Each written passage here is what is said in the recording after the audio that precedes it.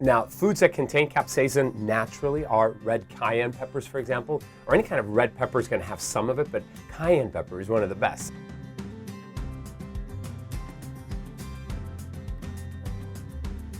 I have a bottle of cayenne pepper, and you can use it on many things. You can use it in the morning if you have like an egg omelet. You can put some of that in there and spice up your omelet. And getting addicted to spicy food is, in my opinion, the belly fat cure way of losing fat effortlessly, because of two things. If you use the spices, you're going to boost that natural metabolism through thermogenesis.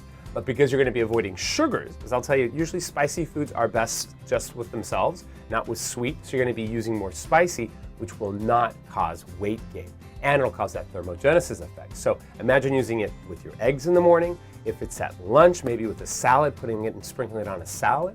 At dinner, I would use it, for example, if you're maybe grilling some sort of meat or salmon or some sort of chicken, you can put it on there and give it that really great flavor. Sprinkle it on if you're barbecuing it or pan searing, whatever it is you're enjoying, and add that spice in there. Know the more spice you can use, the more it's going to give you that thermogenesis effect, which is what we want, because you're going to burn more fat at rest.